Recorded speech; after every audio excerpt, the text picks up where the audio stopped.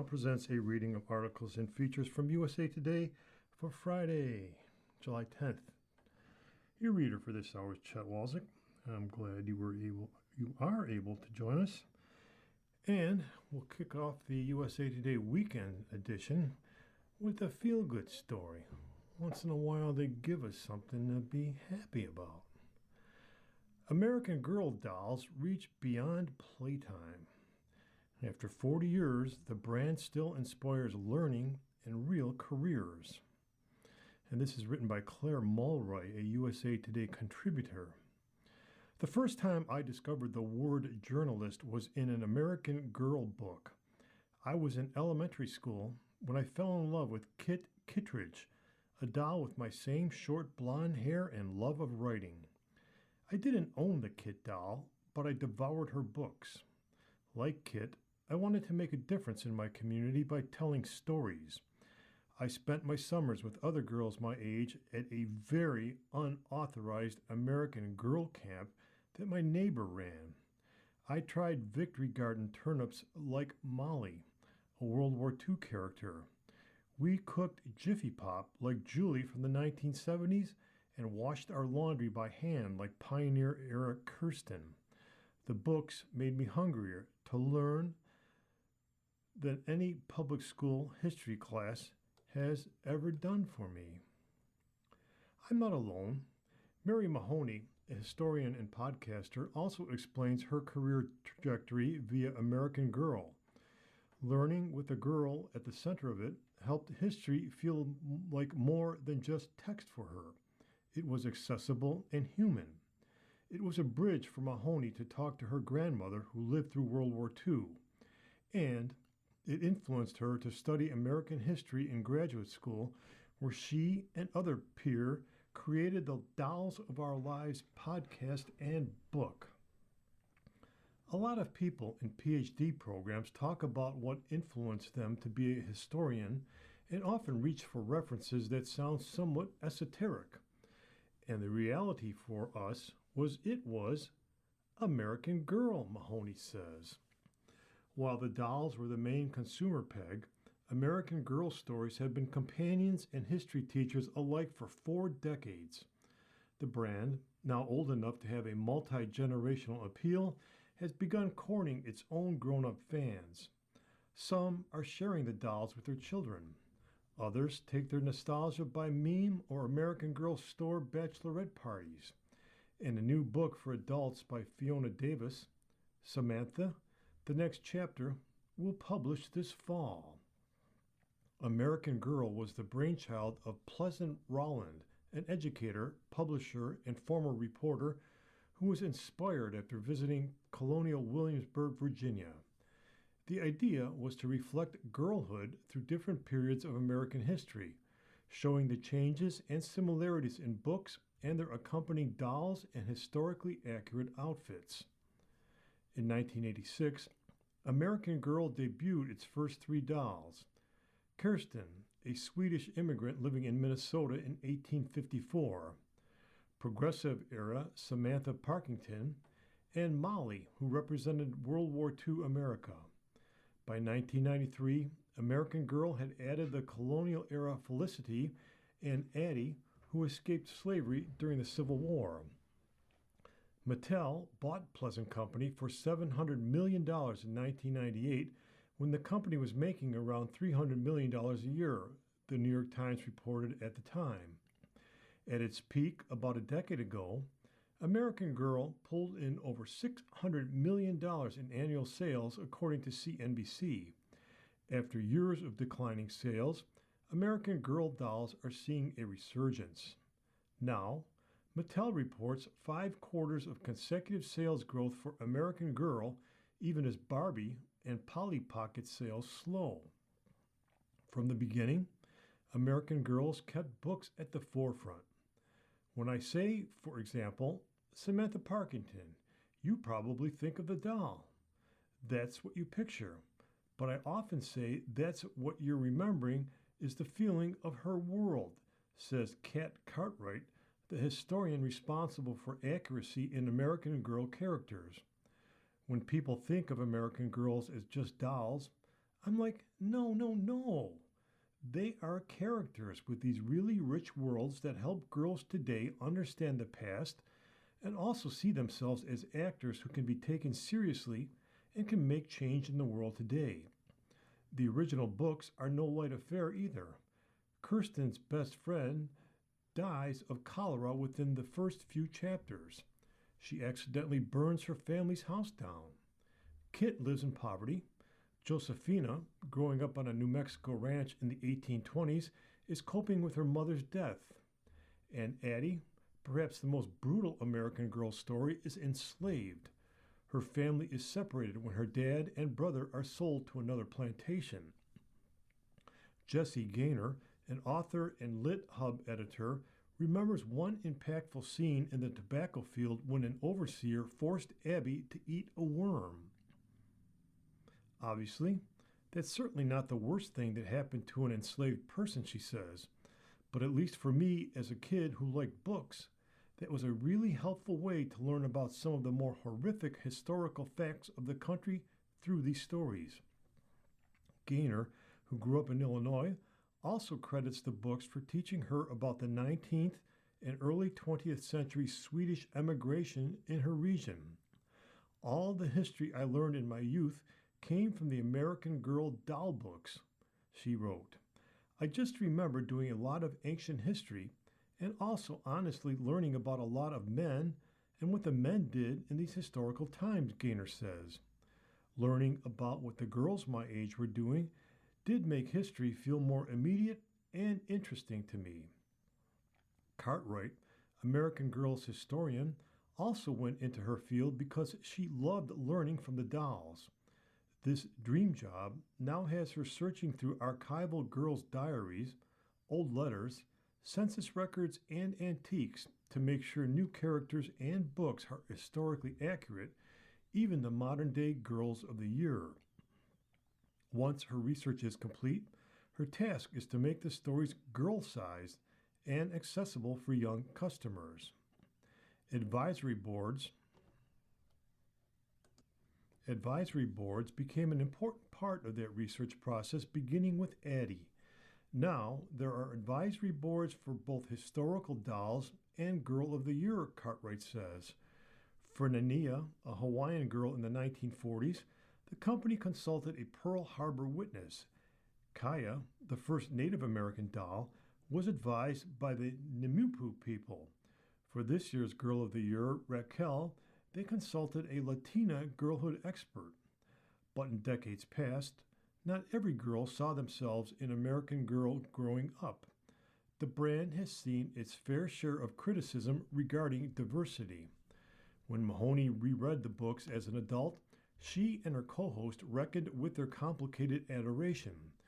Critical podcast episodes often received backlash, especially one about Felicity wanting to free an abused horse at the same time she was eating meals cooked by Rose, a character referred to as enslaved. I'm not negating what these books and the brand mean to me and the positive things that I feel about them, but I think it's a part of what being a fan means to me is holding something you love to account in addition to being an admirer of it, which is, not for nothing, also similar to what it means to be a citizen, to feel patriotic, Mahoney says. Fans couldn't sit with any nuance in that conversation. The company itself has revised some earlier material deemed offensive. Their new anniversary book, The Making of American Girl, explains a decision to re-release Kirsten Learns a Lesson to change its portrayal of indigenous characters. When Kirsten was first being developed, the editorial team and research staff recognized that they did not have the knowledge to present Singing Bird's Dakota culture and background in depth. The revised version includes Singing Bird's name in her own language, as well as a glossary of Dakota words. It was important in the early days of Pleasant Company to regularly evolve how the company presents American history and the experience of all American girls. Well, it's a cool story, don't you think? And now, on a little bit more serious note, Americans are abandoning the workforce. The reasons aren't clear, but the risk to the economy is. Whether it was caregiving responsibilities, feeling discouraged after a long stretch of unemployment, or the realization they're sitting on a pile of money, many Americans have left the workforce entirely. Over the past year, about 1 million workers have thrown in the towel. In June alone, 720,000 people left the workforce, the Labor Department estimated. The labor force participation rate, or the percentage of those 16 and older who are working or looking for work, fell to 61.5% in June, marking the lowest reading since March of 2021. Excluding the low seen during the pandemic, it represents the lowest rate in 5 decades. And experts are split on what is driving the departures. Some older employees who have benefited from a booming stock market may be retiring feeling comfortable with their 401ks, though that doesn't explain why the participation rate for people ages 25 to 55 has fallen. A Catalyst survey earlier this year found that some women left the workforce when companies imposed return to office mandates and they needed to care for kids at home. But that does not explain why the participation rate for men has also dropped. What is clear is that a sustained decline in the workforce could slow U.S. economic growth. Economic growth is a combination of the economy generating more for each hour that workers are at the job and more workers working more hours, said Bill Adams, Comerica's Bank chief U.S. economist. The first half of that productivity is still growing at a good pace in the U.S., but the second half, bringing more workers into the economy, is not contributing as much to growth as it has in the past. The unemployment rate ticked down from 4.3% to 4.2% in June. That could be considered a bright spot in a jobs report that fell short of forecasters' hiring expectations. But in a note after the report's release, Glassdoor chief economist Daniel Zhao said it fell for the wrong reasons.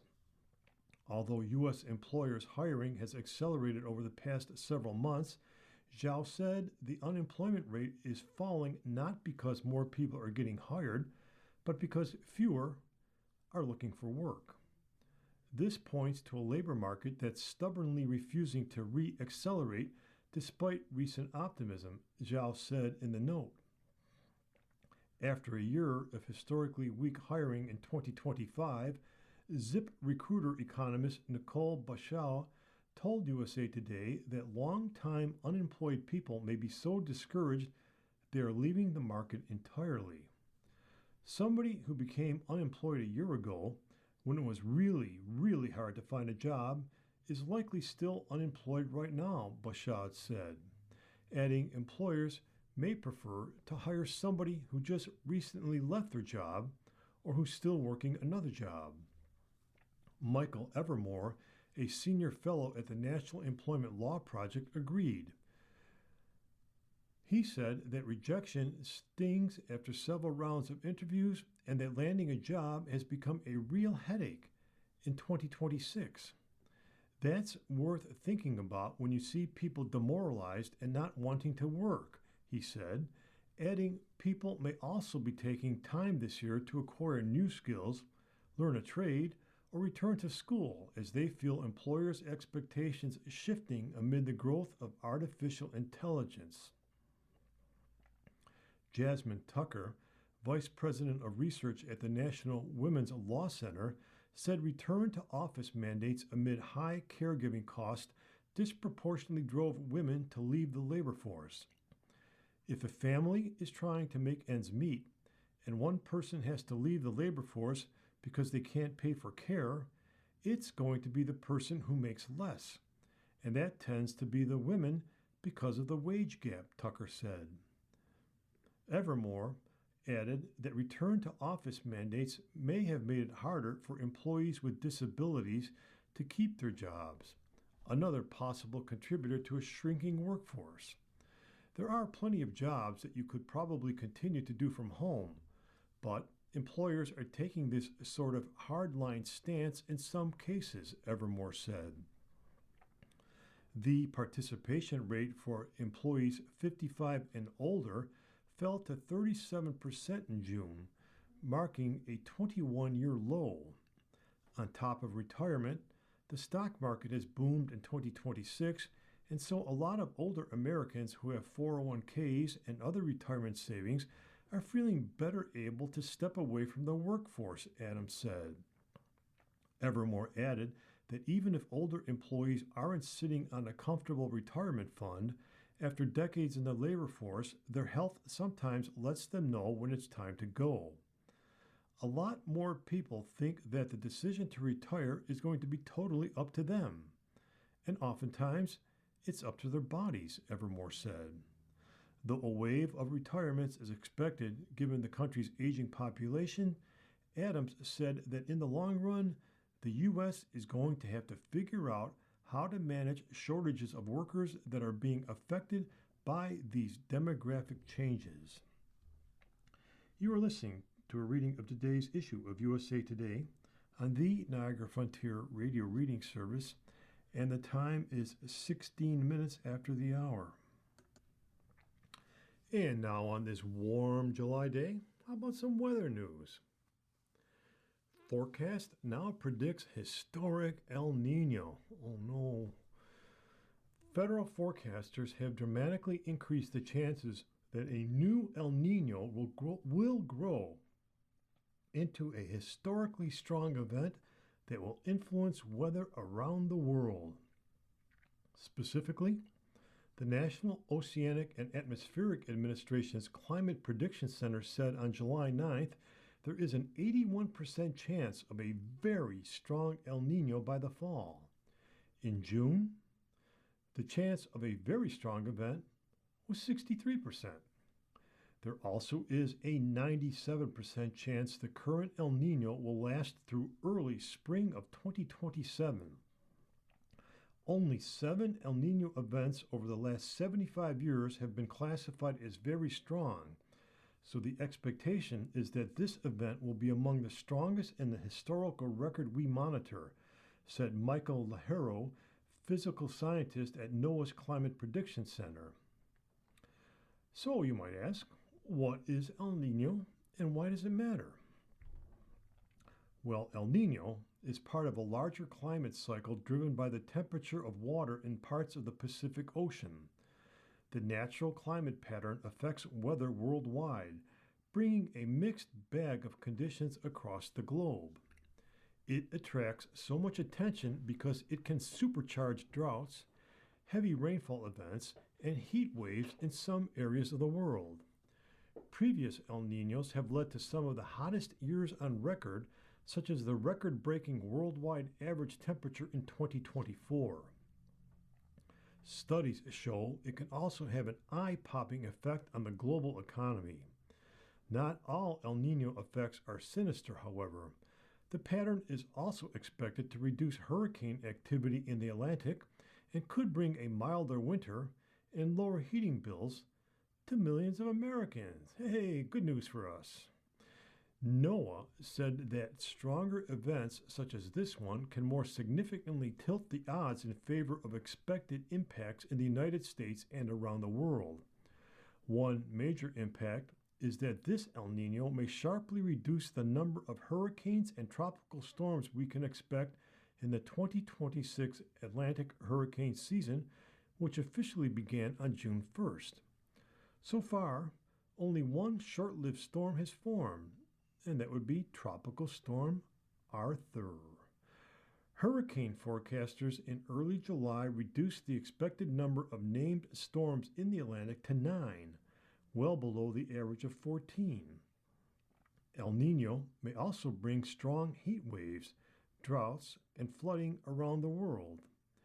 Every El Nino is not the same.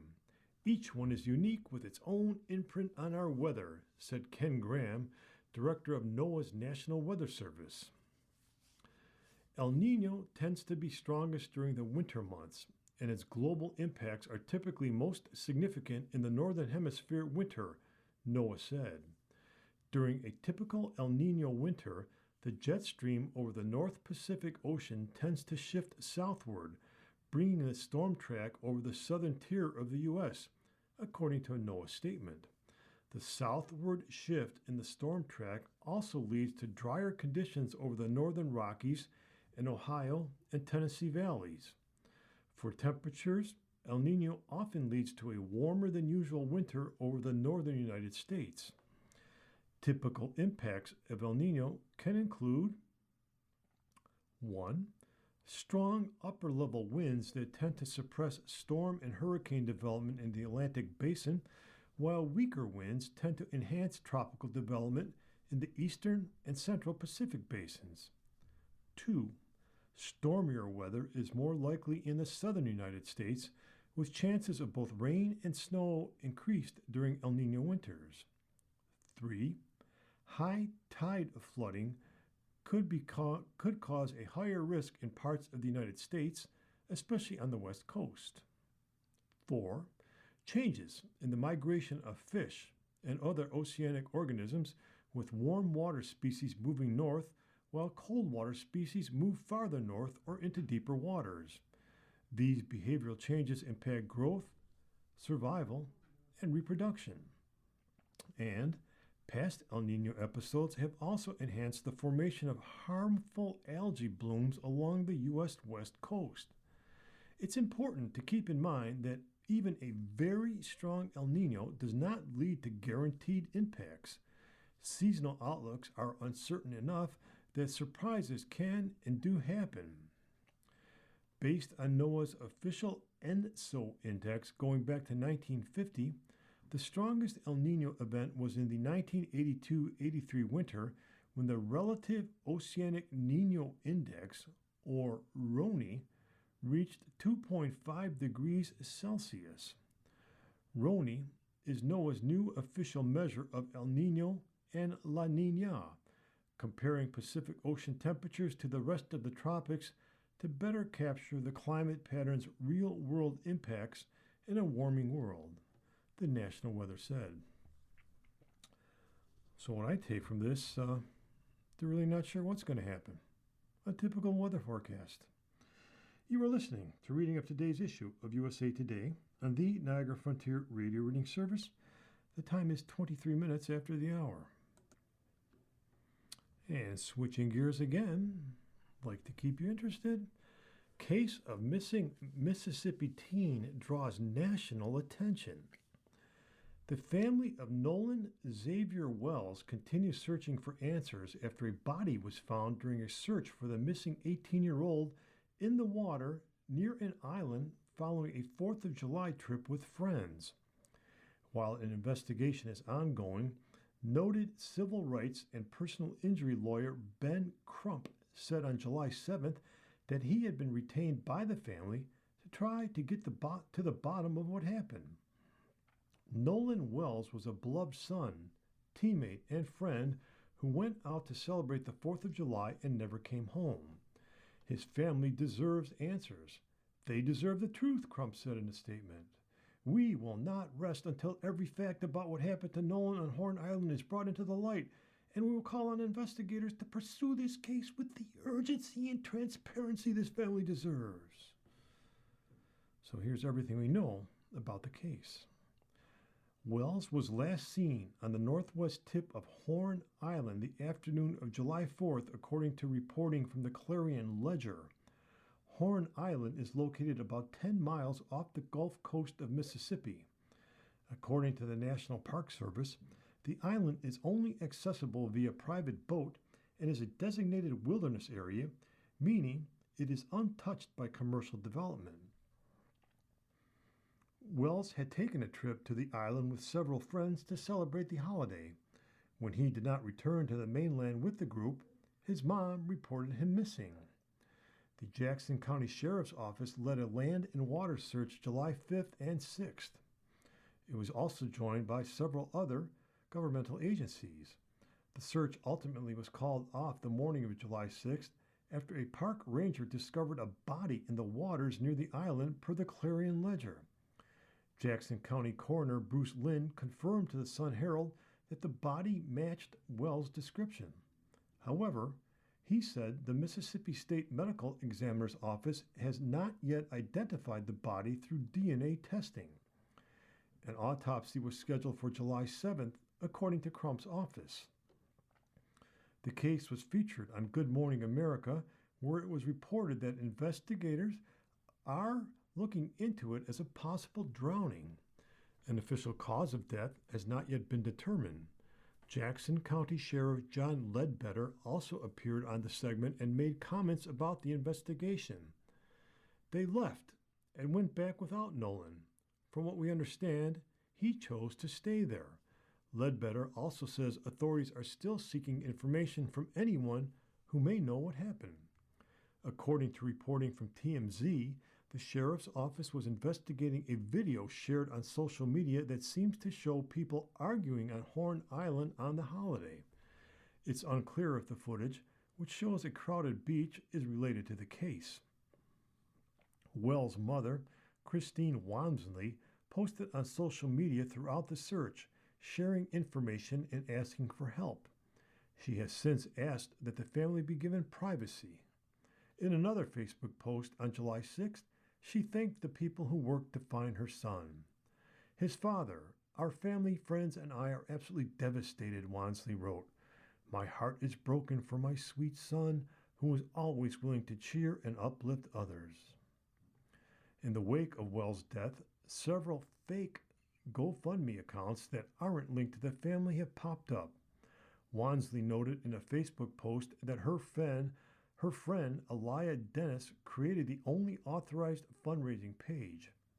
So far, the page has raised $197,000 of its $120,000 goal to help with funeral expenses and to support Wells' loved ones.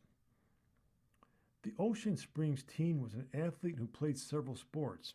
He was on the football team at Southwest Mississippi Community College. On the evening of July 6th, President Stephen Bishop released a statement from the school. Nolan was an exemplary student, athlete, friend, and teammate. We remember Nolan as a well-respected young man who was very popular among friends. The investigation into Wells' death is ongoing, according to Crump's office. The Nolan Wells case has even stirred a reaction out of some notable Hollywood personalities, such as Watch What Happens Live host Andy Cohen and actor and singer Taye Diggs. R.I.P. Nolan Wells. What a tragedy, Cohen said. Diggs posted to his official Facebook page saying, R.I.P. Nolan, let's hope this young man gets some justice. Tiffany Passoa, a popular social media personality and co-host of Love Island after show After Sun, also took to social media to express sadness over Wells' death. Rest in peace, Nolan Xavier Wells, praying for his family. I cannot even imagine receiving the news, she posted on Threads. And now, we'll jump over to the USA Today opinion section. We have a piece written by Mark Brackett and Robin Stern. Mr. Brackett, PhD, is the founding director of the Yale Center for Emotional Intelligence and a professor at Yale's Child Study Center. Robin Stern, PhD, is the co-founder and senior advisor to the director of the Yale Center for Emotional Intelligence and a psychoanalyst in private practice. Their piece is entitled, Kids Are Turning to Chatbots. AI Doesn't Judge. A teenager sits on the edge of her bed, phone screen glowing, thumbs moving fast. But she isn't texting a friend. She isn't calling a parent. She's asking an artificial intelligence chatbot what to do with the panic in her chest, the loneliness at lunch, the dread that hits at night. The scenario isn't rare. A 2025 Pew survey found that 64% of U.S. teens use AI chatbots, and that about 3 in 10 use them daily. We're panicking about AI replacing friendship, but the real emergency is that too many youth don't have a trusted human to go to in the first place. If a chatbot feels safer than a parent, teacher, coach, counselor, or friend, it's not a technology story, it's a culture story. Of course, these tools need guardrails, tech company accountability, school policies, protection for minors, and serious scrutiny of products designed to simulate intimacy with young people. But if we stop there, we miss the deeper story. Kids are not turning to AI because it is brilliant. They are turning to it because it is available, because it doesn't roll its eyes, because it doesn't say, "You're too sensitive," because it doesn't tell them to calm down, toughen up, stop crying, or stop making everything a big deal. It does not shame them for being human. To be sure, AI can be helpful for wellness purposes. It can help young people name what they are feeling, practice calming strategies, reflect on patterns, prepare for a difficult conversation, or find language for something they are not yet ready to say out loud. Used carefully, AI can be a bridge to insight, support, and even professional help. But AI should never be mistaken for the human relationships children need to feel safe, known, and loved. The deeper problem is this: we have built a culture that withholds permission to feel. We don't teach vulnerability as a strength, we teach it as a liability. We don't train youth to sit with sadness, anger, fear, shame, or grief. We train them to silence it, punish it, minimize it, or deny it exists. Then we act surprised when they outsource their inner lives to an algorithm. That is what emotional silencing does. It does not make distress disappear. It drives distress underground. It teaches children that their pain is dangerous, that their needs are burdensome, and that their full story is too much for the adults who are supposed to be their allies. If you want to understand why AI is so seductive, start there. A chatbot offers a low risk simulation of connection. It responds instantly. It feels like being heard without the terror of being judged. But simulated connection is not the same as real connection. AI cannot give you a hug when you get off the school bus. It can't look you in the eye and say, "I love you." And it can't replace what decades of research keep telling us. Relationships are not a luxury. They are a biological necessity. The Harvard study of adult development, the longest scientific study of happiness, has delivered the same message for generations. Good relationships are central to health, happiness, and longevity. Developmental psychologist Niobe Way calls it a crisis of connection, especially among boys and young men, where cultural expectations teach kids to suppress vulnerability and deep friendships as they age. The message is loud. Don't need anyone too much. Don't feel too deeply. Don't be soft. Meanwhile, our digital world amplifies the problem. The former U.S. Surgeon General's advisory notes that youth who spend more than 3 hours a day on social media face double the risk of mental health problems, including symptoms of depression and anxiety. Recent work on mattering gives us an important frame. Mattering is about feeling valued and having an opportunity to add value back. Children who feel they matter don't just feel loved, they feel seen.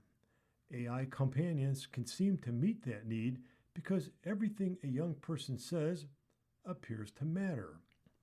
AI offers a relationship like experience that mimics the intimacy without judgment or criticism. It may comfort a child in the moment, but it cannot help build a web of real relationships, trust, accountability, and belonging that every child needs to grow up well. So, what do we do? Build a world where kids don't have to beg a machine for what humans should give freely. That means we need both safeguards and repair. We need stronger guardrails for teen-facing AI, including independent safety audits and default protections that steer young people away from features designed to create dependence, such as flirtation, exclusivity, or the message that I am all you need. But we also need to rebuild the human safety net around children. So, talk to someone is not an empty phrase, but a real promise. And this starts at home. Parents and caregivers need to learn how to do something deceptively hard. Listen without fixing. Stay present without panic. Say, "Tell me more," instead of "You're fine" or "Toughen up." Kids don't need perfect parents. They need emotionally available ones. They need adults who help them name and understand their feelings and choose what to do next. This can happen in ordinary moments. "You seem quieter than usual. What's going on?" "That sounds really hard. I'm glad you told me." It must continue at school. A child should not move through an entire day without being known by at least one adult. Every child should have an adult who notices they are not okay and ensures their presence matters. Social and emotional learning, or SEL, teaches children and educators to recognize emotions, manage conflict, show empathy, and build healthy relationships. A recent meta-analysis spanning 424 studies across 53 countries found that SEL improves skills, relationships, school functioning, and achievement. In our work with Ruler, the evidence-based approach to emotional intelligence developed at the Yale Center for Emotional Intelligence, we have seen what changes when schools treat emotions not as interruptions, but as information.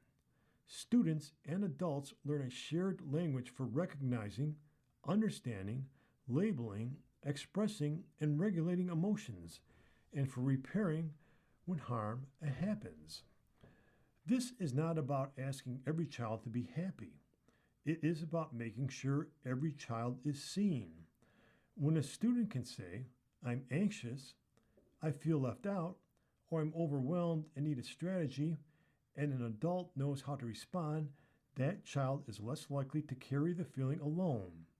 That is the human safety net AI cannot provide. These principles and skills must be reinforced everywhere else: in youth sports, faith communities, workplaces, pediatric visits, and public policy. We need to treat connection like infrastructure, something we deliberately build, fund, measure, and protect. And here is a simple truth. Recovery starts when someone finally feels safe enough to tell the truth. And the opposite of disconnection isn't more content, more apps, more performance. It's permission. Permission to feel, to be known, to be held in your hardest moments without shame. AI is showing us what children have been missing from us. Now, we have to become the humans that they need.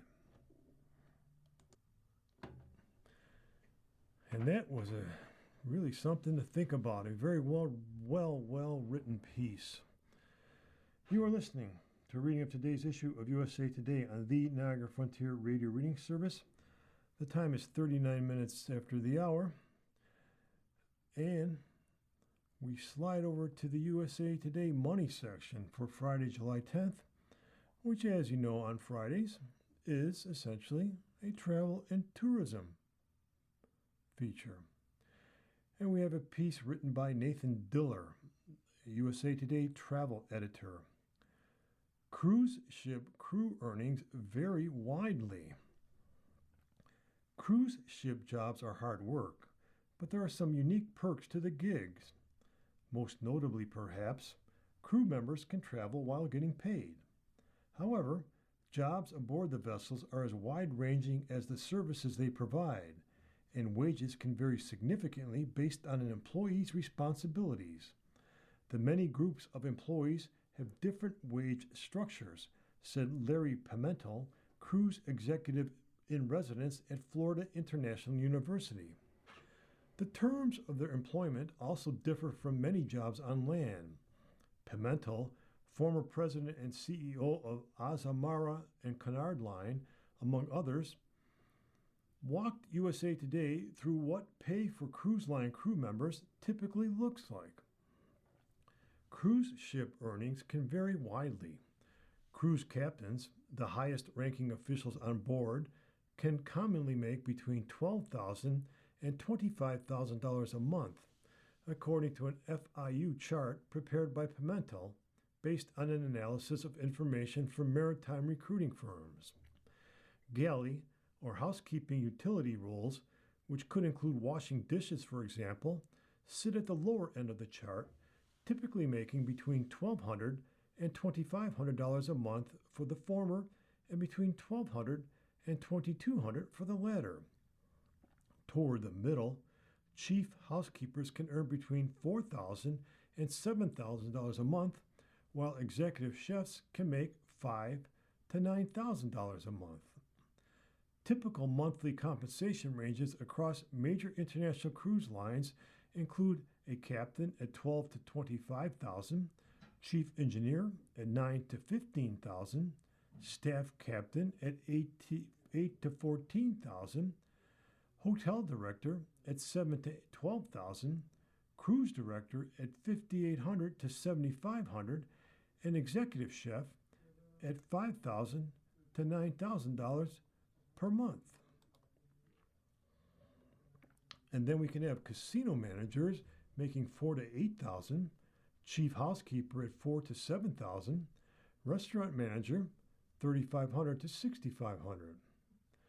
Department managements, nurses are at $3,500 to $6,500, and security officers at $2,500 to $5,000. And then we have guest-facing services or the frontline crew. The cabin steward makes $18,000 to $4,000 a month. A waiter, $15,000 to $4,000. A bartender, the same. Pimentel stressed that those figures are illustrative. Many crew members are hired through third-party agencies with varying practices, and actual earnings can vary depending on the cruise line, the individual employee's experience level, and other factors. Most cruise ships are also flagged or registered in foreign countries, such as the Bahamas or Panama, and there is no comprehensive U.S. public wage database for crew salaries. There's no one uniform easy way to get your arms around it because you have manning agencies, you have flag state requirements, and you have the contract terms, he said. There are other forms of compensation too. Wage compensation alone underestimates the opportunity because crew also receive food and accommodation at zero cost while they're on board. They receive medical coverage for the contract duration, Pimentel said. They obviously have no commuting, housing, or utility cost while they're on the ship. And in some cases, it's a bonanza because many source nations exempt overseas maritime earnings from income tax entirely. Wages must also be viewed through the lens of the workers' home countries, he added, with established source markets including the Philippines, India, and Eastern Europe. There can be 50 or more nationalities represented among crews on large ships, Pimentel said, where they can often earn more than in hospitality jobs back home. The ship, for many of these international crew, are a multiplier effect of 2 to 8 times what they could normally get in their own country, he said. Pimentel said to consider the fact that many of these staff members, they're being given training, they're being given opportunity for education, and the upward mobility, given all these new ships, for some of these people is amazing. And contract lengths vary by role and cruise line. Princess Cruises contracts, for example, range between 3 and 9 months. After each assignment, you will receive approximately 2 months of vacation before your next assignment. The schedules are often demanding while on board, however. Your daily work schedule while on board is in accordance with the ILO convention guidelines and will depend on your position, but you must expect to work 7 days a week and anywhere between 10 to 13 hours per day. Pimentel's analysis does factor in gratuities that are paid to roles that support guest services, such as cabin stewards, waiters in the dining room, and others. Holland America Line's Crew Appreciation Charge, for example, is designed to recognize the many team members who support your journey, including those you see every day and those working behind the scenes, according to its website. The company charges $20 per guest per day for those in suites and $18 for all other passengers. Many cruise lines automatically add those gratuities to guest onboard accounts, though they usually can be adjusted up or down before disembarking to be distributed among designated teams. Other brands, such as luxury lines, generally bundle gratuities into their fares and allocate them internally to crew. Pimentel noted, however, that gratuity practices and structures vary enormously across the industry, and the more that the guest understands that it's a part of their wage structure, in particular the frontline crew area, the more I have found that they are inclined to be a participant. You are listening to reading of today's issue of USA Today on the Niagara Frontier Radio Reading Service. The time is 47 minutes after the hour, and we continue with the money/travel/tourism section. Allegiant, Sun County to work separately for now. Allegiant Air and Sun Country Airlines officially merged into one company in May, but travelers should not expect major changes this summer. According to the airline's executives, it will take 18 to 24 months for the combined airline to fully fly under one operating certificate, which means the separate brands will remain as such until then. Still, the larger leisure carrier, which will eventually operate under the Allegiant brand, could mean travel experience changes for both airlines' customers in the long run. The airlines have not yet announced what their new combined frequent flyer programs will look like, however. Answers on both are still to come. So, here are some questions answered by Kristen Schilling Gonzalez, Allegiant's Vice President of Network and Planning. What does this merger mean for your passengers? It's the most important question. How do we best serve our customers, both from the legacy Allegiant standpoint and the legacy Sun Country standpoint? We are both two profitable companies. We don't have to change everything right away to save each other. It's really exciting for us to be able to bring this together. On the Allegiant side, we have service from all of 125 cities around the country, as well as internationally, and Sun Country adds more to those. Both carriers are already selling each other's flights on their websites. These are really early components of what this means for customers. What changes should customers of both airlines expect as the integration continues? For the next 18 to 24 months or so, until we have a single operating certificate, both carriers are going to be operating their own planes and their own crews. On the Sun Country side, we're trying to incorporate some of the things they do so well. We're going to start moving our facilities together in some airports, so you'll be able to check in at the ticket counters right next to each other.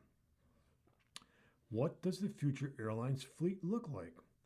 Sun Country operates Boeing 737s exclusively. At Allegiant, we have both the Airbus A320 family as well as the Boeing 737 MAXes. There's some commonality in parts and things like that, but long term, we intend to continue having a mixed fleet where we have both Airbuses and Boeing products available at various locations in the country. So, what's your message to customers? Ideally, the average Allegiant customer or Sun Country customer doesn't notice anything different right now. Really, there's not a whole lot of immediate change. We're still exploring what opportunities there are to standardize both fleets. Anything else you want travelers to know? Well, there's not a whole lot of change for now. There shouldn't be any changes in the experience.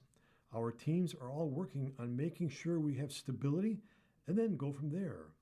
We're just trying to keep an eye on our space in the industry and be the combined carrier that continues providing services to folks all across the country. And now we go to a different form of travel. Blue Origin working to launch rocket in 26. Jeff Bezos' Blue Origin wants to launch its towering New Glenn rocket before the end of 2026, and it has a plan to do it. As you may remember, the massive heavy lift launch vehicle was due to get off the ground on what would have been its fourth ever flight when it exploded at the end of May in a dramatic fireball, sending shockwaves across Florida. In the weeks since, teams have been clearing the Cape Canaveral launch site of debris and beginning the arduous process of rebuilding. Plenty of work remains ahead, but Blue Origin leaders have publicly expressed optimism that a rocket crucial to not just the spaceflight company's ambitions, but also NASA's, will fly again before the year is out. More than a month after the devastating explosion, here's a look at Blue Origin's roadmap to launching New Glenn rocket again in 2026. Blue Origin officials have insisted the company will be ready to launch its new rocket once again before the end of the year from Launch Complex 36, a site it leases at the Cape Canaveral Space Force Station in Florida. Standing at 322 feet tall, the New Glenn rocket is a heavy lift launch vehicle designed to transport a variety of commercial and civil payloads, such as satellites, to orbit. We take our responsibility as a launch provider very seriously, and we are committed to returning to flight with the reliability our mission demands, Blue Origin CEO Dave Limp said in a statement. So, what caused the Blue Origin explosion? Blue Origin officials have not yet determined what caused the New Glenn rocket to explode, Limp said in an update. Early data, however, suggests the trouble originated in the aft section of the first stage. We continue to actively investigate the cause of the anomaly, Limp said.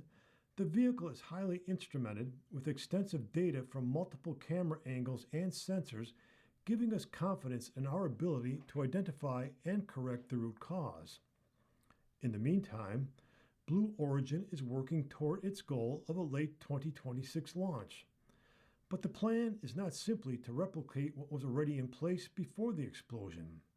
Instead, the reconstructed launch pad will be capable of supporting horizontal rocket stage integration operations as Blue Origin prepares to introduce an even bigger and more powerful version of the New Glenn rocket. As demonstrated in a computer-rendered video, that means New Glenn's stages will be able to be stacked while the vehicle is horizontal in the company's nearby integration facility and then transported to the launch pad where a crane can raise it to a vertical position. After that, a payload would be integrated atop a vertical New Glenn, according to the company. Blue Origin also continues to develop and test its Blue Moon lunar lander that is due to be a crucial part of NASA's drive to return humans to the moon under its Artemis program. NASA is relying on the New Glenn rocket for missions under its Artemis campaign, which seeks to return astronauts to the moon for the first time since 1972. By the end of 2026, the Mark I variant of the Blue Moon lander, which differs from the Mark II variant in that it's not designed for humans, could carry NASA equipment while targeting a landing in the lunar South Pole region. It's unclear if New Glenn will still be used as the launch vehicle to get the lunar lander to space. However, the rocket is on track to be a crucial part of the Artemis 3 missions in 2027, NASA and Blue Origin officials have indicated. That mission entails NASA launching a crew of astronauts to Earth orbit, where they are due to dock with and test not just Blue Origin's lunar lander, but SpaceX's Starship human landing system. Well, there you go. Ambitious plans. Let's hope they can pull it off. You are listening to reading of articles and features from USA Today for Friday, July 10th on the Niagara Frontier Radio Reading Service. We will return for more readings after this short break. Your reader for this hour has been me, Chet Walzik. I'm glad you were able to join me. I hope you enjoyed this presentation, and most importantly, I hope you have a great summer weekend. Looks like the weather's going to be pretty decent, so do whatever makes you happy. See you next time. Coming up next in the Niagara Frontier Radio Reading Service, we have History Magazine from our friends at Mind's Eye. At 2 o'clock is episode number 2 of We the Women by Nora O'Donnell. And at 3 o'clock is New York Magazine. Stay with us.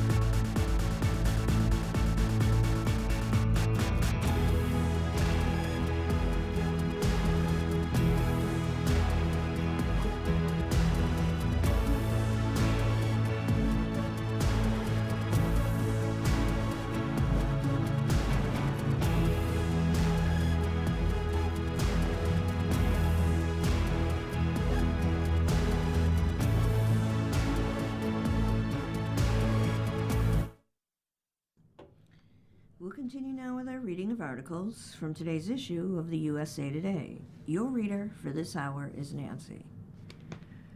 The Life section, which is Section B. Here's one from Movies. Nolan's journey to Odyssey took many turns, from Patrick Ryan. In some way or another, we all know the Odyssey. For many of us, it's a distant memory from middle school English class. For others, it's the countless films that have been loosely adapted from Homer's nearly 3,000-year-old poem, from O Brother, Where Art Thou, to the SpongeBob SquarePants movie. But for Christopher Nolan, it was seeing an elementary school play that left an indelible mark on him at just 5 years old, one that has now led to his hotly anticipated The Odyssey, in theaters July 17th. I remember the Trojan horse. I remember them tying Odysseus to the mast. It's in our bones, says Nolan, age 55, seated at a table in a downtown hotel. Adapting Homer's timeless tome, I just scribbled down what are the things I remember from it. I didn't want to do a revisionist version. I wanted to be true to my expectations of it. The Odyssey is Nolan's follow-up to the 2023 biographical thriller Oppenheimer, which netted 7 Oscars, including Best Picture.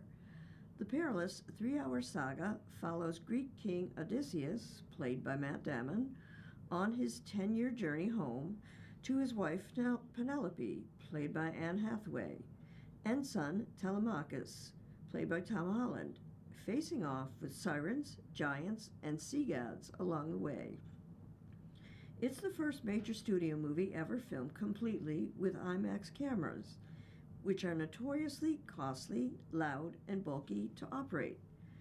The Sword and Sandals epic is projected to soar as high as $120 million at the box office for its opening weekend, which would be the biggest start of Nolan's career for a non-franchise film. Even more so than his 2014 space drama Interstellar, The Odyssey is Nolan's most intensely emotional movie yet.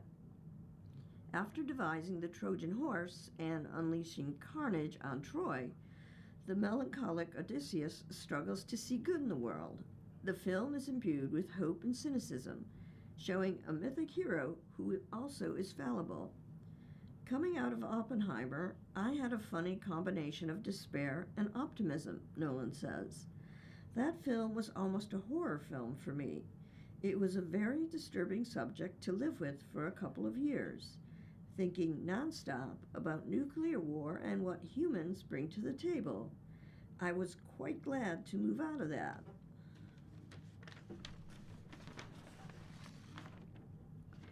But when you see The Odyssey, you start to realize that I didn't quite manage to escape it. Nolan looked to Dark Knight, Martin Scorsese, for The Odyssey.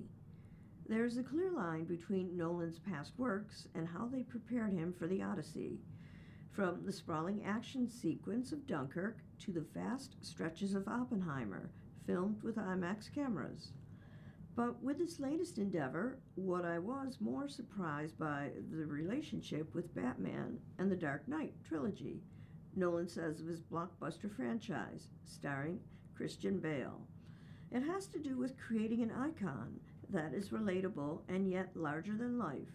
Those 3 films were a continual experiment in trying to be human, and coming to The Odyssey, it's the same balance. On the surface, I didn't think there'd be much of a relationship, but what I learned doing the Dark Knight films really helped with this. There also is something deeply weird and almost punk rock about The Odyssey, which is the closest Nolan has ever come to a horror movie, with its uncanny visuals and hypnotic score by Ludwig Göransson. In many ways, the film bears a striking resemblance to Martin Scorsese's 1988 The Last Temptation of Christ, a polarizing biblical retelling that found Jesus grappling with guilt and resentment, much like Odysseus. We screened a few different films in pre-production, and that one in particular we got a print of, Nolan says. It's a stunning movie and a shocking film. There were technical things that Scorsese was doing that were quite inspiring. But more than that, the figure of Jesus and what he does with him was very, very challenging to the audience. That was quite inspiring from the point of view of Odysseus. You want to be true to all the difficulties of the character, and that's what temptation is. The Odyssey opens with a title card reading A Time of Apparent Magic. For Nolan, it was crucial to lean into the story's fantastical elements while still keeping it grounded. With monsters such as the six-headed Scylla and Cyclops, he looked to big screen classics, Jaws and Alien, which rarely show their creatures head-on and instead use sound and silhouettes to elicit dread. We have to give the audience a reason to believe in these things, Nolan says. You want to build an emotional relationship with the phenomena that you're dealing with. A huge influence is my friend Guillermo del Toro, because with Guillermo, a monster is never just a monster. It's about what is their inner life. Nolan compares creating the Cyclops to selling the idea of the Batmobile in 2005's Batman Begins. With the help of production designer Ruth De Jong, he began by photoshopping pictures of his face with a vertical eye, gradually building a creature that was uniquely compelling and haunting. That was the key, and then we were off and running for the whole movie. The Odyssey in IMAX is special. Every star who comes into Nolan's orbit sings his praises, and many actors return for multiple films. Even though Chris gets so consumed by his projects, he's a real person through it all too, says Hathaway, who reunites with Nolan after Interstellar and The Dark Knight Rises. He's very aware of the aura and the legend around him, but he doesn't trade off it at all, adds John Bernthal, a newcomer to the Nolanverse, as Spartan ruler Menosis. The Odyssey sold out many of its large format screenings a year in advance, with IMAX tickets hitting resale sites for up to $400. Damon marvels at how Nolan has made the average moviegoer care about film presentation, much like people got into vinyl, like, wait, there's something special and precious here, the actor says. Young people are interested and they're starting to look at, all right, where am I going to see this? It's an appreciation for what we do. Nolan feels encouraged that audiences are seeking out 35 and 70 millimeter prints, turning movies from Denis Villeneuve, Dune Part 2, and Paul Thomas Anderson, one battle after another, into theatrical events. When you meet with theater owners and you talk to them, there's a very positive energy right now around really trying to give the audience an experience they can't get at home, says Nolan, who hopes directors such as Ryan Coogler from Sinners will follow suit with fully IMAX movies. I love going to see films that way, Nolan says. Now I want to see someone like Ryan shoot an entire film in IMAX. That's the fun. We've shown it's possible. Now I want to see somebody else's film done that way.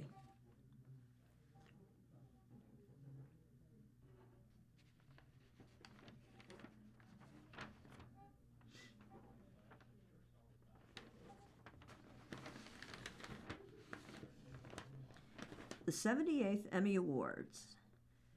Fan favorites will be watching at home. From Kelly Lawler. It's an honor just to be nominated, and it's quite the sting to miss out completely. The 2026 Emmy Award nominations were announced on July 8th, and while predicted favorites such as The Pit and Hacks got their due with 25 and 24 nominations, respectively, fan favorites, including Stranger Things and Landman, were left out, especially when it came to the top categories. This year's Emmy Awards celebrate shows that aired or streamed between June 1st, 2025 and May 31st, 2026, meaning those nominations for The Bear are for last year's fourth season, not the fifth and final season that recently was released. That also means such recent hits as House of the Dragon, Season 3 on HBO, Every year after on Prime Video, and Dutton Ranch on Paramount Plus, which aired no episodes before the deadline, or not enough, didn't make the list this year, but will be eligible for the 2027 ceremony.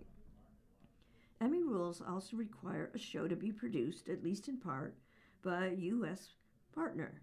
So queer hockey romance and cultural phenomenon, Heated Rivalry, is not eligible, as it was produced and distributed by Canadian streamer Crave and simply licensed by HBO Max. But there were plenty of actors and shows that were more than eligible for Emmy nominations, who simply didn't make the cut this year, staying at home when the ceremony airs Monday, September 14th on NBC, 8 p.m. Eastern, 5 p.m. Pacific, hosted by Law & Order SVU star Mariska Hargitay. Here are the biggest snubs of the 2026 Emmy nominations. Jeremy Allen White for The Bear. Oh no, Chef. Jeremy Allen White, star of FX and Hulu's usual Emmy darling The Bear, has been nominated 3 times for playing Chef Carmy Bazzato, the anxiety-riddled head chef of the show's titular restaurant. He won the award for lead actor in a comedy series twice, in 2022 and 2024. So it was a shock bigger than dropping a plate of lamb on the floor that he was left off the 2026 list. However, his Bear co-star, Ayo Berry, did nab a nomination. Steve Martin and Selena Gomez for Only Murders in the Building. What did Steve Martin and Selena Gomez ever do to the TV Academy? While co-star Martin Short has been nominated for lead actor in a comedy series every year since the cozy mystery comedy premiered in 2021, Martin and Gomez have netted only 1 nomination each over the show's long run. In 2026, they were both left out of the lead character in a comedy and lead actress in a comedy, respectively. Paul Anthony Kelly for Love Story, John F. Kennedy Jr. and Carolyn Bessette. Sarah Pidgeon, who played Carolyn Bessette in FX Hulu's drama about the titular love story between an American icon and a fashion publicist, was nominated for her role in the anthology series. But Paul Anthony Kelly, who received positive reviews for his portrayal of JFK Jr., didn't make the cut for lead actor in his category. The comeback for comedy series. Lisa Kudrow made a successful comeback into the lead actress in a comedy series category for her intermittent HBO series about a fading actress and her attempts to regain fame and acclaim. But the show itself couldn't squeeze into a packed category for comedy series, with noms instead going to ABC's Abbott Elementary, HBO Max's Hacks, Apple TV's Margot's Got Money Troubles, and Netflix's Nobody Wants This, Hulu's Only Murders in the Building, Apple TV's Shrinking, and Apple TV's Widow's Bay. Stranger Things and Euphoria for drama series. Netflix's Stranger Things and HBO's Euphoria both returned to the past year for highly anticipated final seasons, but neither crowd pleaser was able to make it into the category for the Emmy's top award, Outstanding Drama Series. They both received 7 nominations overall, including Zendaya in lead actress in a drama for Euphoria. Kathy Bates for lead actress in a drama. What Misery Is This? In spite of her nomination in 2025 for her acclaimed turn in CBS's Matlock reboot, the legendary Kathy Bates was left out of the nominations entirely for her turn in the show's 2nd season. Death by Lightning for limited series actors. Netflix's acerbic historical dramedy about President James Garfield, played by Michael Shannon, and the man who assassinated him, played by Matthew McFadden, was on USA Today's list of the best shows of 2025. But the Emmy voters weren't as convinced. The show netted 4 nominations, including Nick Offerman for Best Supporting Actor, playing Vice President Chester A. Arthur, but missed the Best Limited Series nod as well as a nod for Shannon and McFadden. Landman and the Sheridan shows left in the dust. While fans flocked to shows from power producer Taylor Sheridan, the man behind Yellowstone and its many spin-offs, as well as Tulsa King, Landman, Lioness, and others, the series have never been hits with the Emmy voters. Sheridan had a slew of shows eligible for the Emmys this past year, including Paramount Plus ratings hit Landman, Tulsa King and the Madison, and CBS Marshalls. But out of all his shows, only Tulsa managed a nomination for stunt coordination in comedy programming. You're listening to a reading of today's issue of the USA Today on the Niagara Frontier Reading Network. The time's 30 minutes after the hour.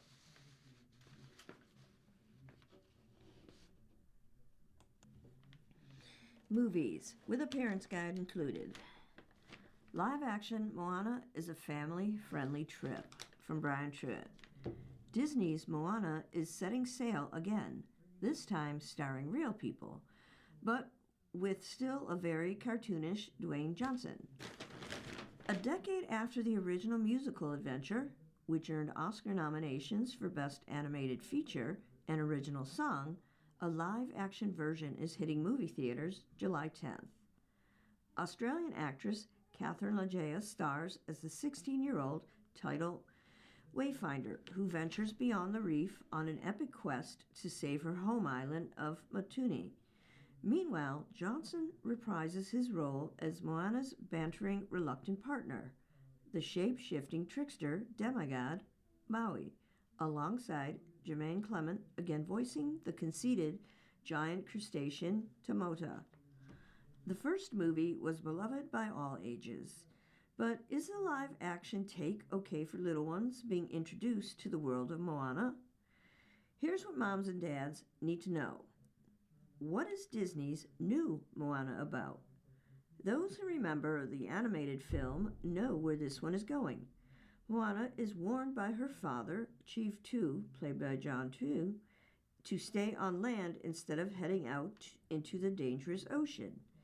However, when her island's resources are threatened, Moana embraces her ancestors' voyaging heritage and heads out to sea to find Maui, deliver the heart of Te Fiti, which Maui stole back in the day, and save her people. Maui doesn't want to go at first, but Moana convinces him to come along, and the unlikely pair bond as friends while facing the violent coconut-armored Kakamora, glamorous crab Tatamoa, and lava monster Te Kā. How long is the live-action Moana movie? The runtime is 115 minutes, or 5 minutes short of 2 hours. It's actually not that much longer than the original animated Moana, which clocked in at 1 hour and 43 minutes. What is the age rating of the live-action Moana? The Moana redo is rated PG by the Motion Picture Association for action/peril, some scary images, rude humor, and brief thematic elements. The original movie notched the same rating for the same reasons, only without the rude humor. There's a son of a beach joke, and Maui's little tattoo guy falls into the cave of the demigod's butt crack, so the humor's pretty tame. There are a lot of action sequences where Moana and Maui have to get themselves out of harrowing situations, including a fairly sizable lava monster that might freak out really little children. Most of the peril comes with dangerous, shipwrecking moments, including one that implies the death of Moana's relative, while our heroine herself nearly drowns on her first voyage from land. It's a hairy moment, but she gets out okay. Who plays Moana in the live-action cast? Catherine Legea, a 19-year-old Sydney native, was chosen as the new Moana from more than 32,000 audition submissions. 2 of her sisters also tried out. She graduated from the same performing arts high school as fellow Aussie Millie Alcock from Supergirl, and Moana's is Legea's first film role after starring alongside Sigourney Weaver in the miniseries The Lost Flowers of Alice Hart. She also is following in her father's footsteps. Jay Laguerre, who is of Samoan descent, starred as Captain Typho in George Lucas's Star Wars prequel trilogy. The original Moana, Alio Cravoho, is back too, but not on screen. She's an executive producer on the live-action movie and performs on Lin-Manuel Miranda's new original song, Along the Way, with Agila and Johnson. Is the new Moana remake appropriate for little kids? The redo tends darker than the first Moana, yet remains pretty family-friendly. It also might take a while for young children or impatient adults to invest in it.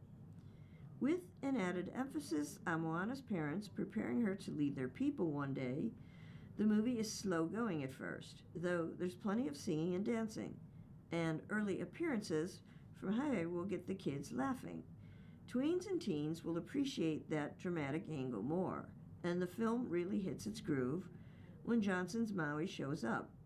The Rock does a splendid job carrying over his animated character's physical comedy and over-the-top personality to a new medium. Big action scenes tend to be more harrowing in live action than animation, so that's something to look out for with the littles. But if your children already are fans of the first movie, they should like this Moana.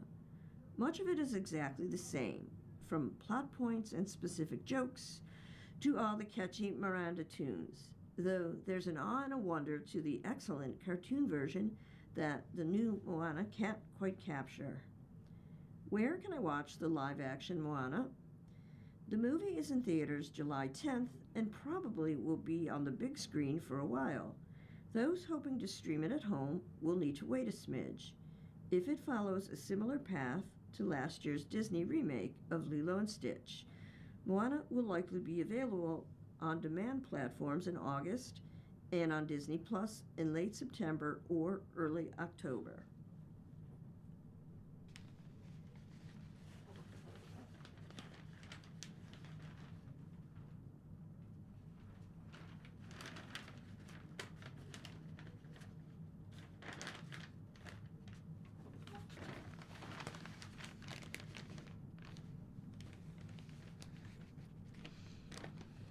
The 78th Emmy Awards.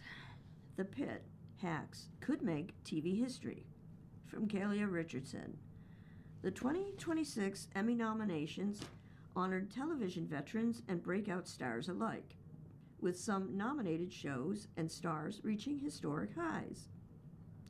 Liza Colon-Zayas, The Beating Heart of the Bear, and Jeff Hiller, who guest stars in the Emmy-nominated Pluribus, announced the nominations Wednesday, July 8th, ahead of television's biggest night on September 14th, 8 p.m. Eastern, 5 p.m. Pacific, on NBC and Peacock. The Pit led the pack with 25 Primetime Emmy nominations, followed closely by comedy juggernaut Hacks, which received 24. There also were plenty of first-time nominations, with several members of the Pit cast earnings recognition, as well as heated rivalry star Connor Story for hosting Saturday Night Live and Love Island USA host Ariana Marfix. There also were some long-awaited returns. Lisa Kudrow earned her first acting Emmy nomination in more than a decade for reprising Valerie Cherish in HBO's The Comeback, and ABC's Dancing with the Stars returned to the nominees list after a decade. Here are some of the biggest moments and milestones from the 2026 Emmy nominations. Hacks secures most nominations for a comedy series. With 24 nominations, Hacks set the record for the most primetime Emmy nominations ever earned by a comedy series in its final season. Schitt's Creek had held the title for its sixth season in 2020 with 20 nods before the Dan and Eugene Levy-helmed show 30 Rock held the crown with 13.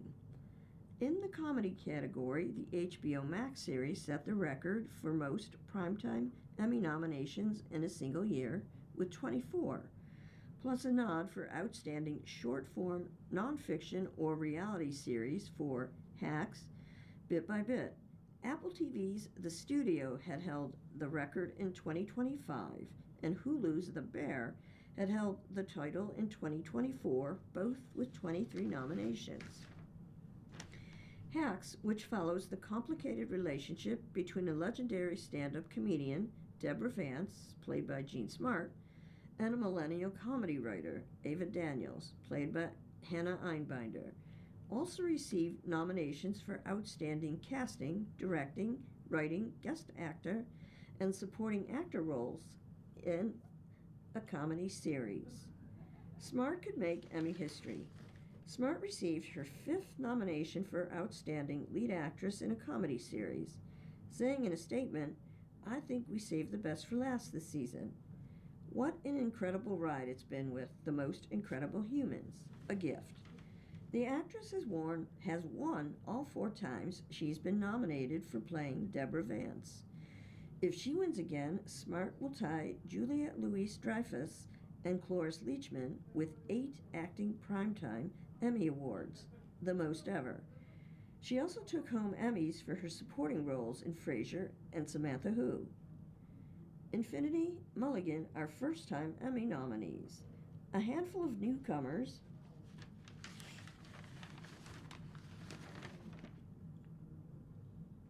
is joining the ranks of Emmy-nominated royalty. In the drama series, The Testaments, lead Chase Infinity and pluribus actor Carlos Manuel Vesca received first-time nods. If Vesca wins, he will become the first Colombian actor to hold the title of Best Supporting Actor in a drama series.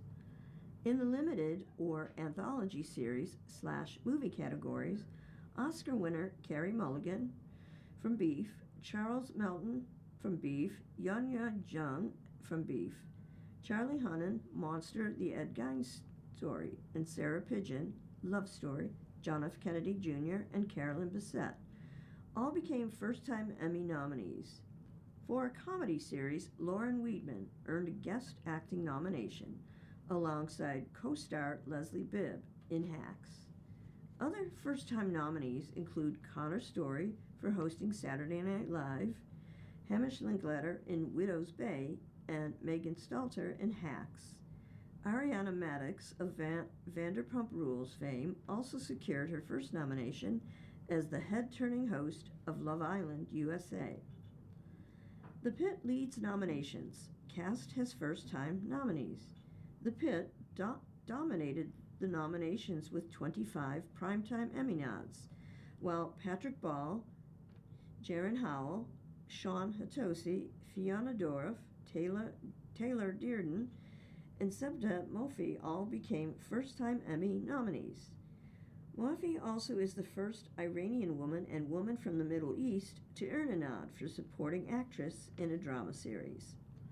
Brittany Allen and Jeff Kober also earned their first Emmy nominations after self-submitting in the guest drama acting categories when HBO Max's initial ballot omitted them.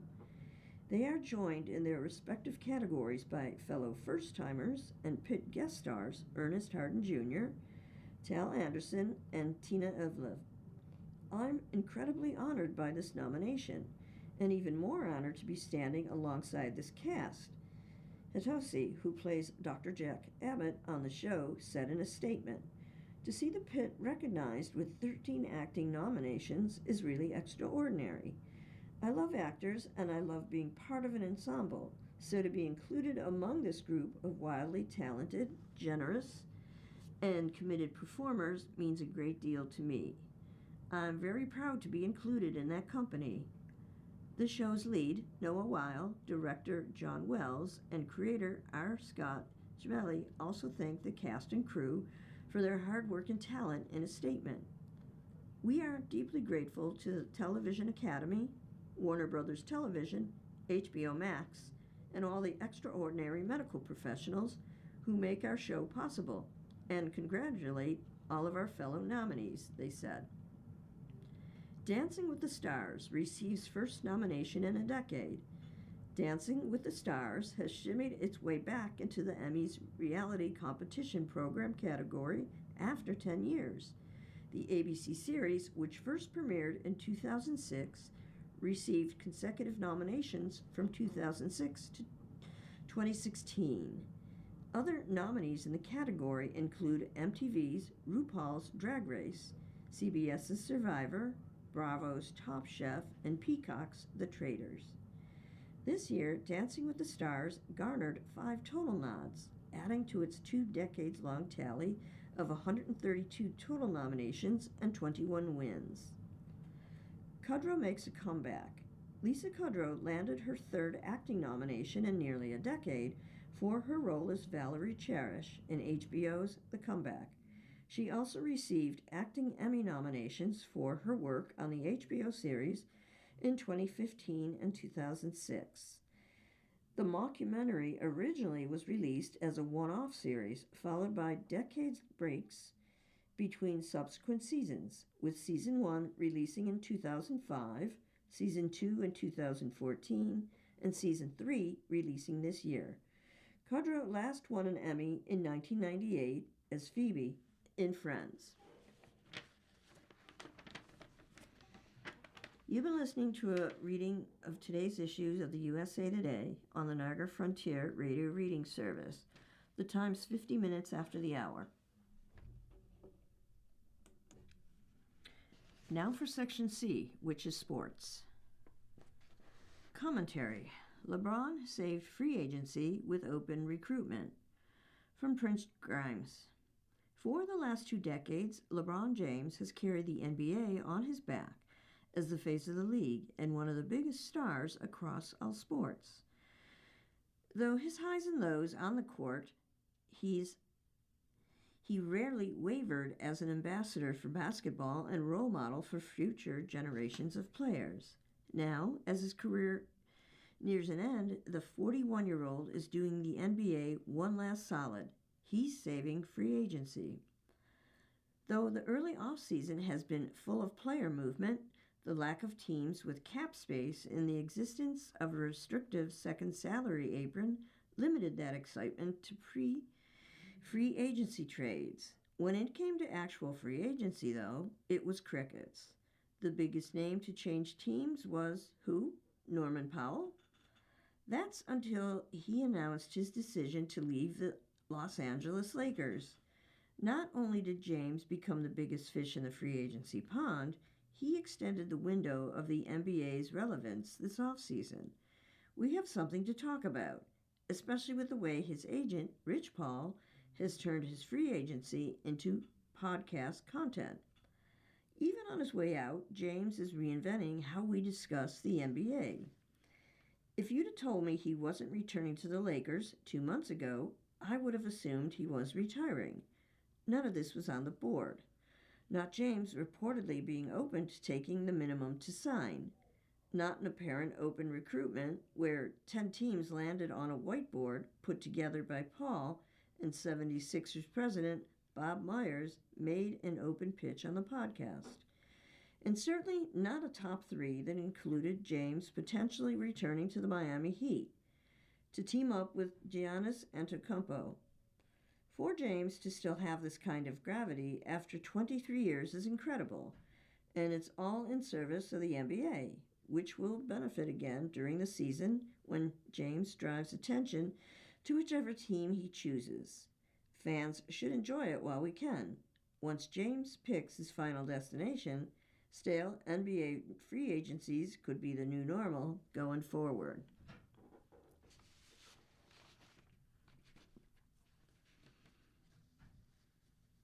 A Generation of Greatness, from Bob Nightingale. Justin Verlander, the ultimate gamer.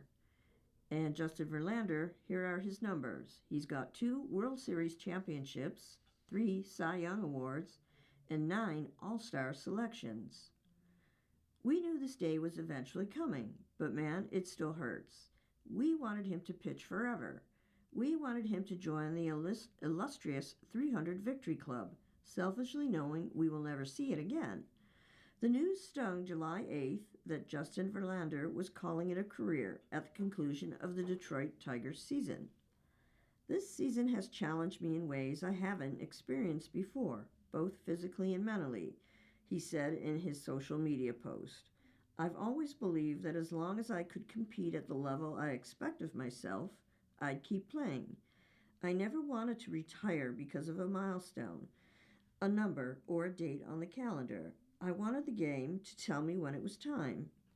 Over the last several months, I've realized that time has come. But before he puts on the uniform for the last time, he still plans to step out on the mound again, no matter what it takes. I'm fully committed to giving my team everything I have, he said, for the rest of the season. I saw his first start of the season in Arizona in March, and like everyone else, was eagerly looking forward to him stepping back on the mound in Detroit and hearing the thunderous ovation from Tigers fans witnessing his return home. Now, 4 months later, we're still waiting, hoping he can pitch again before the season ends. If we dare dream, we'd love to see him pitching one more time in the World Series.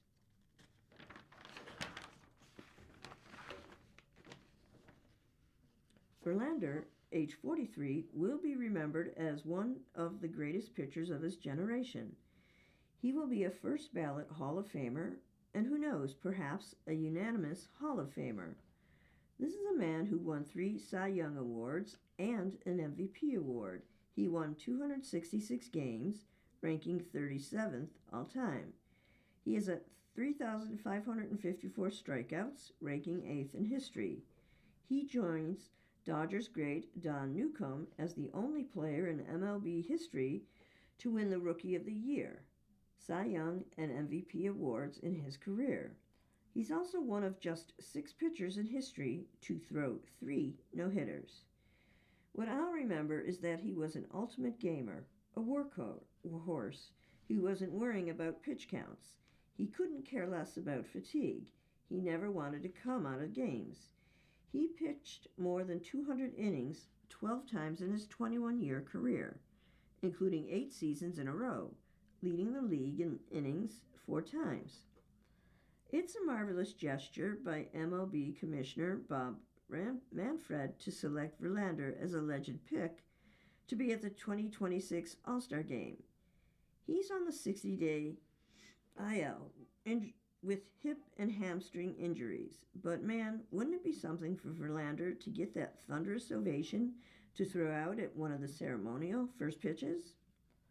This will be Verlander's 10th All-Star appearance, and his first with the Tigers since 2013, resurrecting memories when he was on that star-studded Tiger staff with Max Scherzer, Anibal Sanchez, Rick Porcello, and Doug Fister. Verlander later won 2 World Series championships with the Houston Astros, but it still bothers him to that day that he and the Tigers didn't win in 2013, knocked off by the Boston Red Sox. Verlander loved showing young pitchers what it takes to be an ace of a staff, and as much as folks want to say that wins are an overrated start for starting pitchers, it means everything to Verlander. Winning games means that you're pitching deep into games. Winning games means that you're outpitched the other pitcher. Winning games means that you are doing absolutely everything in your power to win games. That was Verlander, who badly wanted to be the last 300-game winner, no matter how old he got. But damn it if Father Time didn't get him, too. It's a different conversation now than it was last year when I seemed to be really healthy, Verlander told reporters 2 weeks ago. A lot of thoughts that I'm going to have to take it into consideration. My family is up here with me now. My son is turning 1, my daughter is 7.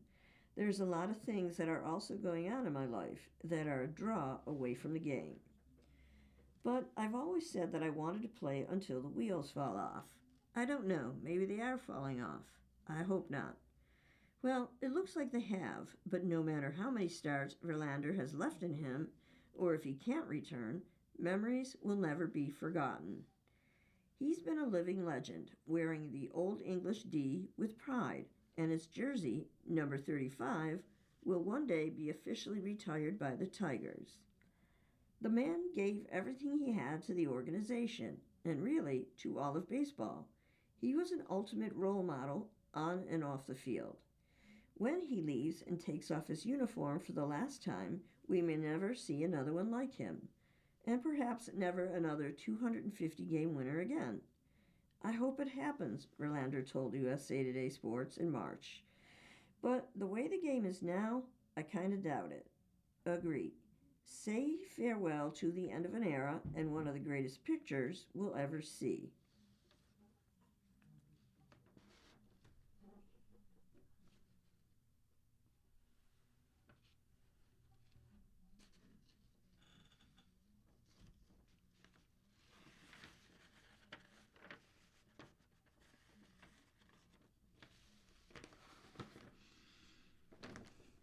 The Final Four for the World Cup to be set by the weekend's end, from Eric Smith. And then there were 8. This wild and wacky World Cup that has seen 96 matches played during the course of 27 days has been drama-filled and full of surprises. And now we are at the pivotal time of the tournament, when the biggest contenders remain and the stakes are the highest. Among the 4 matches, there's a rematch from Qatar, 2 meetings between European rivals, with one making its first quarterfinal appearance, and the defending champion looking to avoid a third nail-biter in the knockout round.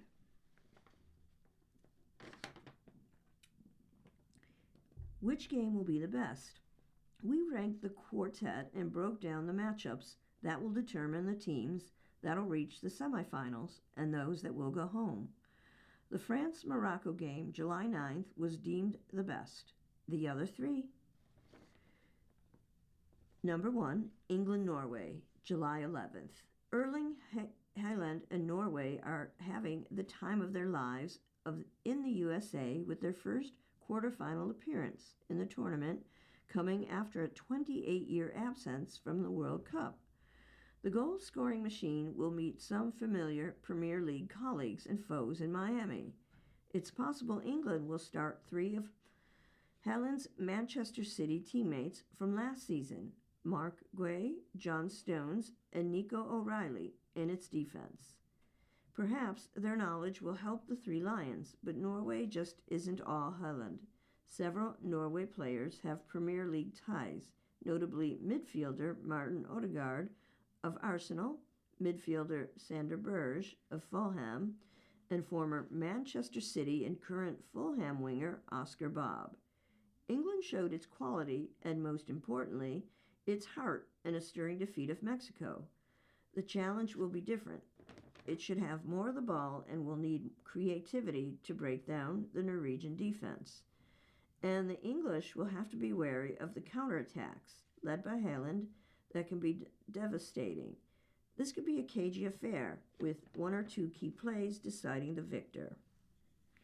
Number 2, Argentina-Switzerland, July 11th.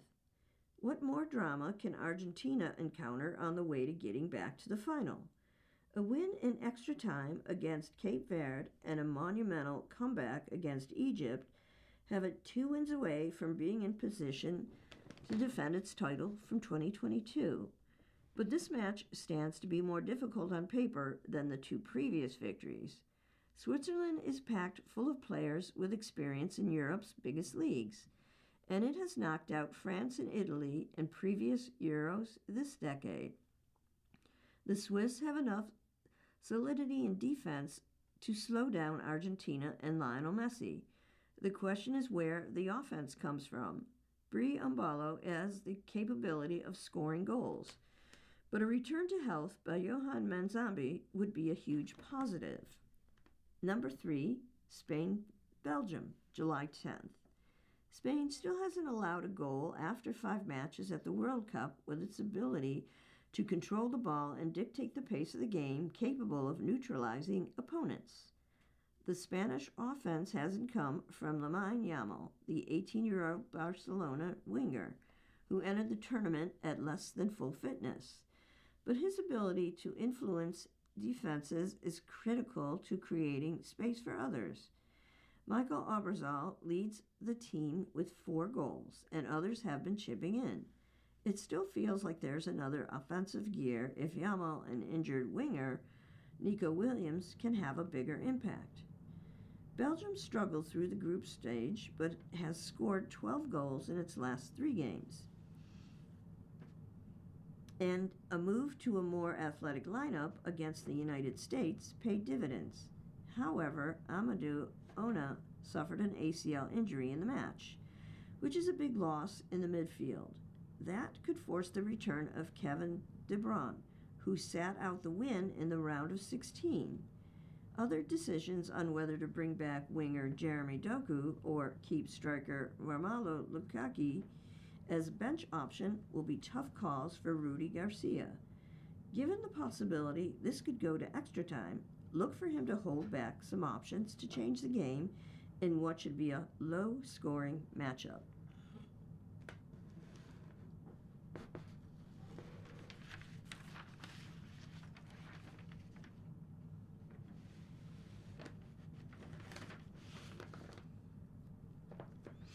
McIlroy likes Scottish spot from Nick Roger.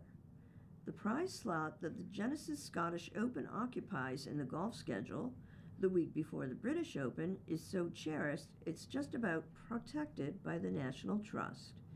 It wasn't always like this. Back in 1937, for instance, the fledgling Scottish Open was penciled in to be played the week before the Open at Carnoustie and at a course near the mighty Angus Links. It was binned, though. The reason?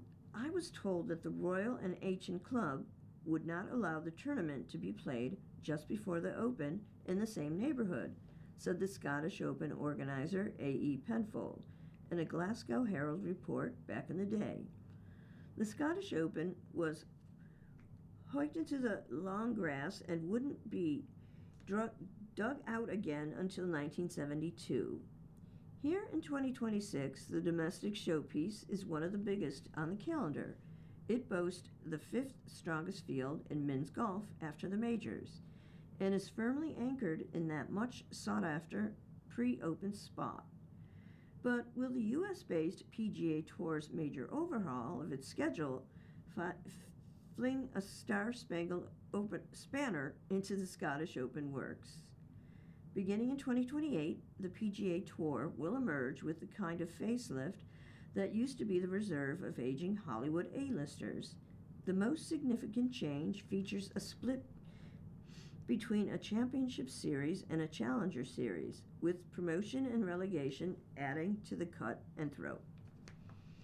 The championship series will have 20-odd events with prize funds of at least $200 million and fields of around 120 players. There'll be no reserve list or sponsor exemptions. Are you still following? Good, then we'll mosey along. For the last 4 years, the Genesis Scottish Open has been co-sanctioned by the DP World Tour and the PGA Tour, and the 156-man field is, by and large, a half-and-half split of players from 2 circuits, with a couple of invitations and exemptions flung in.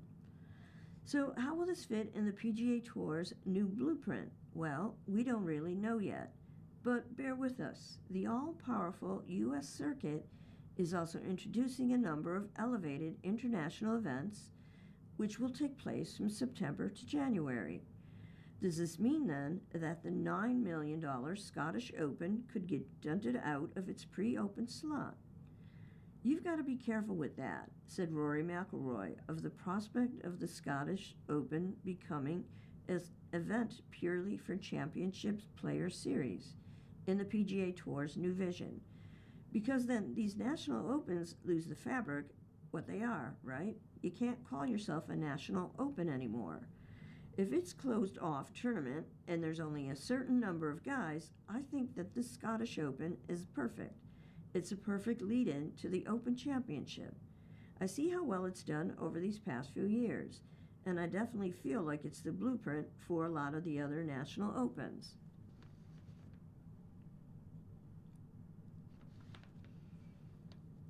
Quarta's major hopes take hit after first round at the Evian Championship. From Heather Burns. American Nelly Quarta got off to a rough start in her quest to win her third major this season.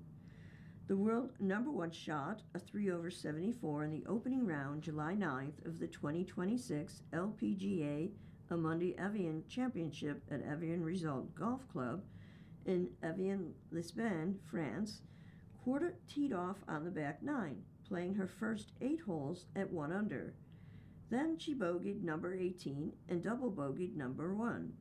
Quarta had 2 more bogeys on number 4 and number 5, and is tied for 102nd on the leaderboard. I don't know. It's Evian. That's all I'm going to say. I've hit some really good shots, and I've ended up in some really bad places, and hit some bad places, and ended up in good places, Quarta said after the round. What I learned every year is patience is key out here. I'm still figuring it out. Ekuai from Japan is leading the tournament at 8 and under. Korean Herin Ryu, who secured her first major title at the Women's PGA Championship last month, is tied for third at 5 under. Quarta won the first 2 majors of the 2026 season and had a chance on the back nine at the Women's PGA, where she finished tied for 8th. She has had her least major success at the Evian Resort Golf Club in France. She finished in 43rd place last year, with her best finishes coming in 2022, which was number 8, and 2023, number 9, when she cracked the top 10. The Evian Championship also marks the 3rd major tournament in 6 weeks. Babe Zaharias of the U.S. was the first woman to win 3 majors in one season in 1950. Inbi Park of South Korea was the last to accomplish the feat in 2013. Quarta's chances are lessened after the opening round.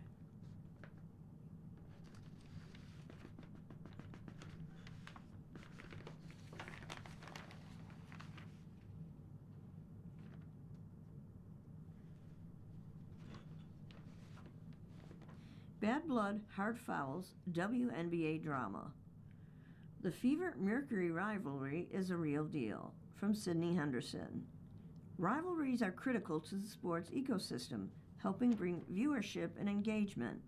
The growing tension between the Indiana Fever and Phoenix Mercury suggests a new rivalry has been born. All eyes were on Thursday's game between the teams, their third in 3 weeks. Stakes were high as the Mercury tried to claw their way into playoff contention, and the Fever looked to rebound from a loss. If the first 2 games, featuring 7 technicals, 1 ejection, and a flagrant 2 foul, are any indication, emotions will be high. It was the first meeting since the Mercury's 111-109 win, with June 24th dominated national headlines. The fallout from that contest included the WNBA handing Alyssa Thomas a 1-game suspension and fine for recklessly making contact with Caitlin Clark's throat. Friction between the clubs has been simmering under the surface for some time. Mercury denied Fever title in 2009. Fever Mercury Catchings led Indiana to the franchise's first WNBA Finals appearance in 2009, where they went head-to-head with future Hall of Famer Diana Taurasi and the Mercury. The Fever lost Game 1 of the best-of-5 series 110-116 in overtime, which Catchings widely considers one of the greatest WNBA games of all time. The Fever responded by winning the next 2 to take a 2-1 lead. However, the Mercury rattled off consecutive victories, securing their second WNBA title in 3 years with a 94-86 win before 17,000 fans in Phoenix. It was hugely disappointing to get so close and yet not win at all, Catchings wrote in her 2017 autobiography, Catch a Star, shining through adversity to become a champion. Fever coach Lynn Dunn said, "We came so close in 2009 you could taste it. And Tamika, she could taste it, and then it was like, oh no, it just slipped away." And then we continued to grow as a team. You started to wonder, would it happen for us? It finally happened for Catchings and the Fever in 2012, when Indiana defeated the Minnesota Lynx in 4 games. Diana Taurasi versus Caitlin Clark. The first matchup between Taurasi and Clark in Phoenix in 2024 was billed as the Goat versus the Rock after Taurasi made controversial remarks about rookies moving from college to the pros. During a chat with ESPN Scott Van Pelt, Taurasi said reality is coming for incoming rookies, including Clark. There are levels in this thing. Taurasi, the 11-time WNBA All-Star and 3-time champion, said in April 2024, and that's just life. We all went through it. You look superhuman playing against 18-year-olds, but you're going to come with some grown women that have been playing professional basketball for a long time. Not saying that's not going to translate, because when you're great at what you do, you're just going to get better. But there's going to be a transition period when you're going to have to give yourself some grace as a rookie. Although Taurasi explained she was speaking to the difficulty of jumping in the next level, something she navigated herself, some deemed her comments as a jab at Clark. Online discourse quickly pitted veterans against rookies. The tension was visible on the court when the Mercury and Fever faced off in Phoenix on June 30th, 2024. 5 technical fouls and a flagrant 1 foul were called in the first half. Another flagrant 1 was called before the game ended. But Clark and Taurasi used the game to shut down any narratives. They showed mutual respect by embracing before tip-off and stood at half-court, sharing a friendly exchange amid the skirmish. Taurasi was probably one of the first women's basketball players that I grew up idolizing and really knowing, Clark said then. I just admired the way she played the game and the fire she played with. It's impressive that she's still able to play this game at such a high level and produce like she does. It's amazing what Caitlin's been able to do in her short career. It's been nothing short of remarkable, Taurasi said. The one thing I really like about her is that she loves the game. You can tell she puts the work in. It's been a lot of pressure and a lot of things thrown at her, and she keeps showing up and keep getting better every single game. Her future is super bright. DeWanna Bonner leaves the Fever. Bonner signed a 1-year contract with the Fever in 2025 and played 9 games, starting 3. She began the season as a starter, but things went sideways when she was moved to the bench. Bonner wasn't with the team for several games due to personal reasons before being waived on June 22, 2025. She didn't elaborate on the breakup, only noting that the fit didn't work out. I appreciate the organization's willingness to grant my request to move on, Bonner said in a statement. I wish the Fever great success as they continue to build around this dynamic group. Bonner went on to sign with the Mercury, and they reached the WNBA Finals.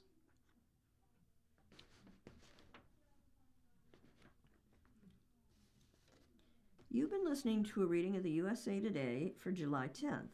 We read USA Today weekdays at noon. For more information, call us at 716-821-5555. Your reader for this hour has been Nancy.